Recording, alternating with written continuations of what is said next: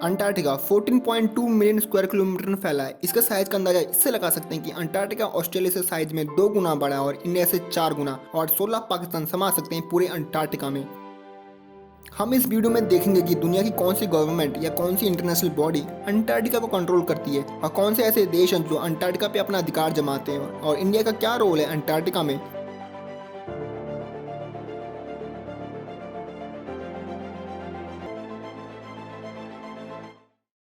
सबसे पहले अंटार्कटिका पे क्लेम किया था इंग्लैंड ने 1908 में, और 1950 आते आते New Zealand, Norway, child, Argentina, France और ऑस्ट्रेलिया जैसी कंट्रीज ने अंटार्कटिका पे क्लेम कर चुके थे। इन कंट्रीज में ऑस्ट्रेलिया ऐसी कंट्री थी जिसने अंटार्कटिका पे अकेले 40% एरिया पे क्लेम किया था और अभी भी करती है। ये 7 कंट्रीज अंटार्कटिका के डिफरेंट पार्ट पे क्लेम करते आ रहे हैं पिछले 100 सालों से। इनका अपना अपना रीजन है या दावा है। कहते हैं कि सबसे पहले अंटार्कटिका पे हम आए थे, कोई कहता है कि यहाँ हम कई सालों से रिसर्च कंडक्ट करा रहे हैं, कोई ज्योग्राफिकल रिलेशन बताता है ऑस्ट्रेलिया के थ्रू। और यहाँ तक कि उन एरिया पे जिन पे ये 7 कंट्रीज क्लेम करती हैं, उन एरिया के लिए अपने अपने डेडिकेटेड फ्लैग बना रखे हैं इन कंट्रीज ने। पर ग्लोबली कोई भी अदर कंट्रीज इन क्लेम को रिकॉग्नाइज नहीं करती।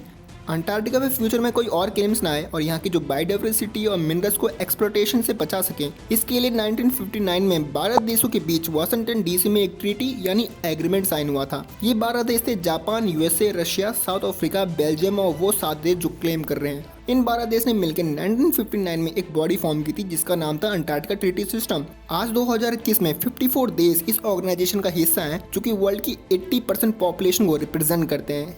इस ऑर्गेनाइजेशन में 2 टाइप के मेंबर होते हैं, कंसल्टेटिव और non consultative member. Consultative member में 29 कंट्रीज आती है। ये कंट्रीज अंटार्कटिका में रेगुलर रिसर्च प्रोग्राम कंडक्ट करा सकती है, जो कि इन्हें राइट देता है Antarctica treaty consultative meeting attend करने के लिए, जो कि बहुत इंपॉर्टेंट मीटिंग होती है, और वहाँ पे डिसीजन लेने के लिए भी एक राइट देता है। पर नॉन कंसल्टेटिव मेंबर के कोई भी एक्टिव प्रोग्राम नहीं है अंटार्कटिका में, और उनके पास कोई पावर भी नहीं होती कि कोई डिसीजन लेने के लिए, हालांकि वो मीटिंग में बैठ सकते हैं। अंटार्कटिका ट्रीटी सिस्टम एक ऑर्गेनाइजेशन है जो डिफरेंट कंट्रीज के रिप्रेजेंटेटिव अंटार्कटिका के लिए राइट डिसीजन लेते हैं ताकि अंटार्कटिका को प्रेजेंट और फ्यूचर में बचा सके।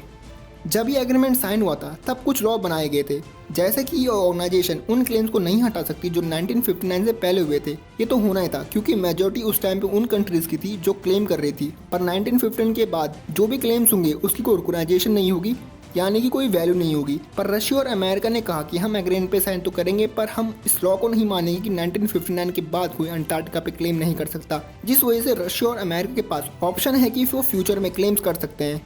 अंटार्कटिका ट्रीटी सिस्टम अंटार्कटिका को रेगुलेट करती है, और कोई भी देश अपनी आर्मी अंटार्कटिका में डिप्लॉय नहीं कर सकता, ना ही वो कोई न्यूक्लियर एक्सपेरिमेंट कर सकता है। बायोडाइवर्सिटी और मिनरल्स का एक्सप्लोटेशन करना वहाँ इलीगल है, और 2040 तक वहाँ कोई भी माइनिंग जैसी एक्टिविटी पे रोक लगा दी गई है, और अंटार्कटिका में सिर्फ साइंस रिलेटेड रिसर्च अलाउ है। इसी वजह से अंटार्कटिका की कोई हिस्ट्री नहीं है वॉर की, और अभी तक बचा हुआ है। अंटार्कटिका में 30 कंट्रीज 80 रिसर्च स्टेशन को ऑपरेट करती हैं। इनमें से सबसे बड़ा है अमेरिका का मकमाडो रिसर्च स्टेशन। ये स्टेशन इतना बड़ा है कि वहाँ 1200 साइंटिस्ट रह सकते हैं। जिस टेरिटरी में ये स्टेशन लोकेटेड है वहाँ पे न्यूजीलैंड अपना दावा करती है।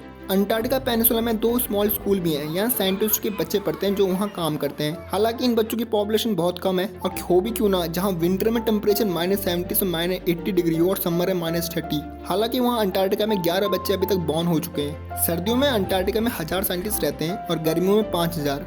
इंडिया कंसल्टेटिव मेंबर है अंटार्कटिका ट्रीटी सिस्टम का, यानी इंडिया के पास राइट है डिसीजन लेने का। 3 परमानेंट रिसर्च स्टेशन भी है अंटार्कटिका में, जिनका नाम है दक्षिण गंगोत्री, मैत्री एंड भारती। इंडिया ने 1983 में अंटार्कटिका ट्रीटी सिस्टम को ज्वाइन किया था, और तब से इंपॉर्टेंट और लार्ज रिसर्च कंडक्ट करा चुका है। इंडियन साइंटिस्ट ने 30 न्यू माइक्रोब्स को डिस्कवर किया अंटार्कटिका में, और 300 रिसर्च पेपर से ज़्यादा पब्लिश कर चुके हैं। अंटार्कटिका बहुत इंपॉर्टेंट कॉन्टिनेंट है। वहाँ का कोई भी चेंज अर्थ की क्लाइमेट और ओशन पे डायरेक्टली इफेक्ट करता है। अगर सारी बर्फ अंटार्कटिका की पिघल जाए तो दुनिया का जो लेवल है वाटर का 200 फीट बढ़ जाएगा, क्योंकि पूरी अर्थ का जो 70% वाटर है वो अंटार्कटिका में स्टोर है। इन्फॉर्मेशन अच्छी लगी तो यार लाइक और सब्सक्राइब कर देना। मिलते हैं नेक्स्ट वीडियो में।